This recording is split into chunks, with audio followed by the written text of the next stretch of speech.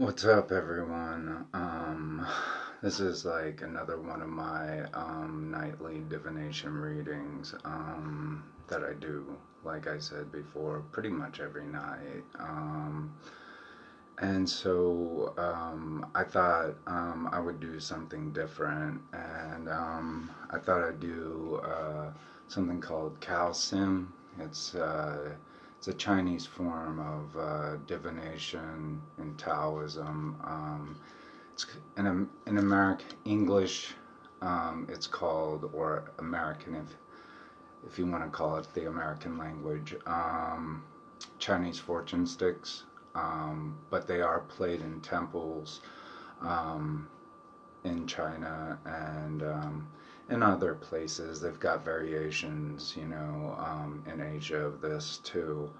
Um, but what I have to do is I have to shake this and wait for one of the fortune sticks to fall out. So I'll show you real quick what it looks like. So there are fortune sticks, like several fortune sticks, and they're all written differently. And it comes with a reference or some type of compendium to tell you exactly what your fortune is. So this one is by Zhao Jimin and Martin Palmer, and it says Chinese fortune sticks. But some of them vary depending on some in the temples are huge, gigantic, and they got these huge sticks that you pull up out of these huge bamboo vases, and but this is like a condensed version. This is something that you can do at home. You can find them pretty much anywhere. But they had reduced this one down to I think the 68, yeah, 68. 60, was it? It said something like,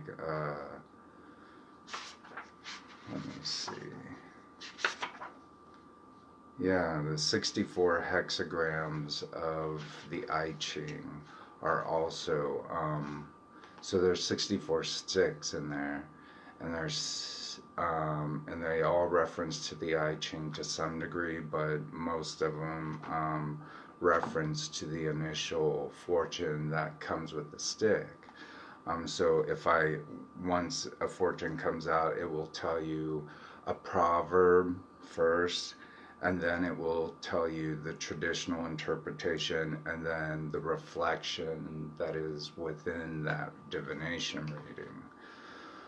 So, with this, I think I might draw three of them because I'm not sure who is it going to resonate with. Is it going to resonate with me? Is it going to resonate with someone out there? Or, you know, whoever watches this. So, this is just my nightly divination ritual, and so I'll go ahead and start the divination.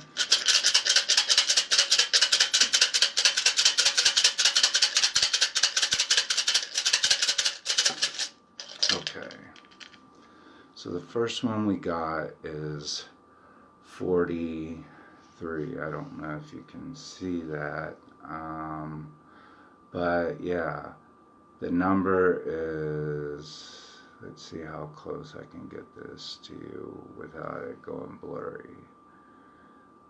So, I guess, is that about as good as it? But the number is 43.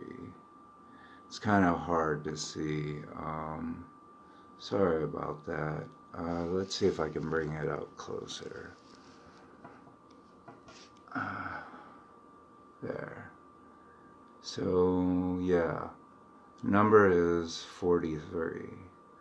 And I'll read that fortune for you. So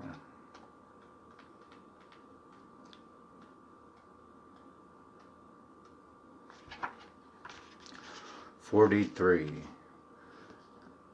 The prince went to a great banquet. Fearing traitors' knives at any moment, abandoning pride, he sneaked away, saving himself to assume the throne. The traditional interpretation. Discretion is often the better part of valor, and you should try to avoid risks now, as they may turn out to be more dangerous than you think. With caution, you can rise to high status, but you will have to travel far to find romance. You should not have any difficulties in business, and legal problems are likely to be resolved your way. So the reflection of this is wisdom is often more useful than boastful valor. If you suspect all is not well, listen to your heart and take suitable action. Do not be foolhardy, confronting where wisdom would tell you to walk away. If your senses warn you to beware, then listen to them. So that's the fortune for number 43. So we'll try this again. I'll mix them up, see what we'll get here.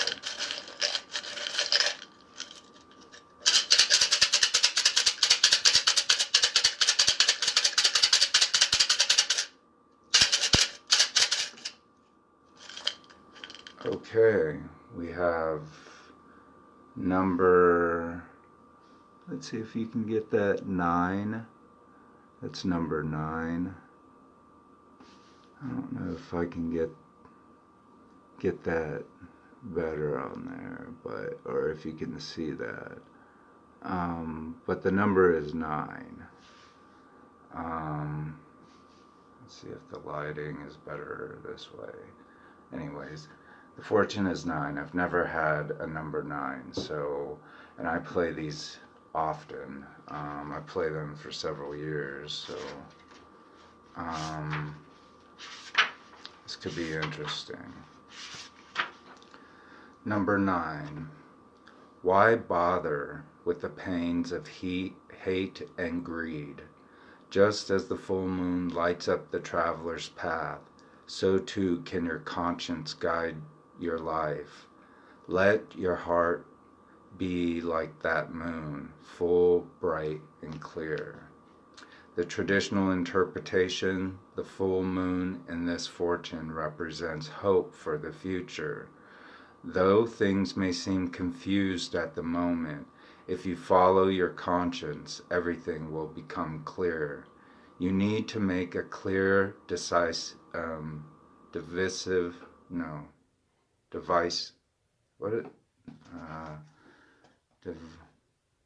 division, a clear division between right and wrong in your life. Sorry, it's kind of weird there.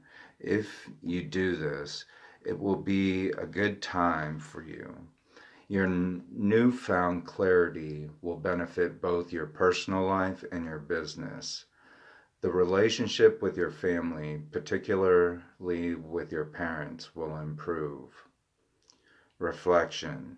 You know what is right and what is wrong. Stop pretending otherwise. All may seem obscure and troubling around you, but let your conscience dictate, and you will find the right path to follow. So that was the reflection. So that was number 9. Now we'll try for another one. I'm going to mix these up. Let's see what we get. So, ready?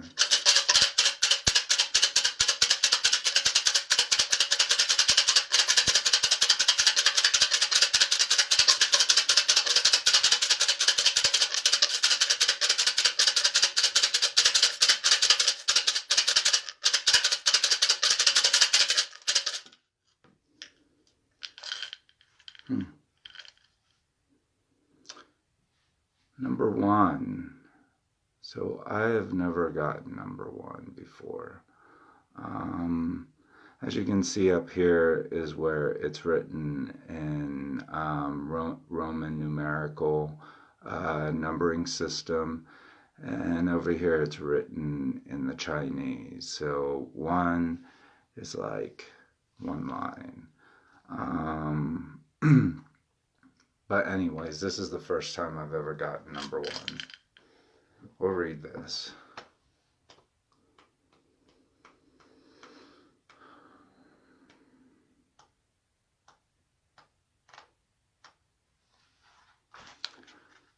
Maybe I have gotten this one, maybe a long time ago. The Han Dynasty began with the fall of a great city. Two generals strove to be the conqueror. One threw up walls around it, but the mightiest could break them down to maintain his throne. Traditional interpretation. Just as the general in the story became an emperor, this predicts that you will rise to a high position, so long as you seize the opportunities given to you and strike while the iron is hot. In particular, this is a very good fortune for anything to do with business affairs. Although it is possible you will have difficulties with a particular tenacious rival, it is also a fortunate moment for you to commit yourself to any kind of relationship, and existing relationships will grow stronger. Reflection. The symbol of the fall of a great city means that in what you are about to do, you must think big. The odds may seem stacked against you, but in reality the time is right. Yes, you will meet opposition, but this should not deter you. In particular, if those who oppose you are guilty of oppression or abuse of power, then the need to overcome them is greater. So that is the interpretation for number one. Those are the three fortunes that I'm doing tonight. They all seem to kind of link up from one to another, so I'm going to move this back a bit. With 43 being something that dealt with the tried to divert from disaster, and then the other one is to reconcile things, and then the other one is rising to a higher status with 43, number 43, number 9, and number 1. I could see where it could relate to my life, but yeah, like I said, these are called calcim. They're in English or the American language, it's called Chinese fortune sticks. And they're a part of Taoist tradition and divination rites and culture in China.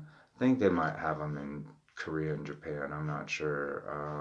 I thought I saw something similar. So when I went into the Shinto temples in Japan, they had like this wall, but that was called Omukaji. So I don't know.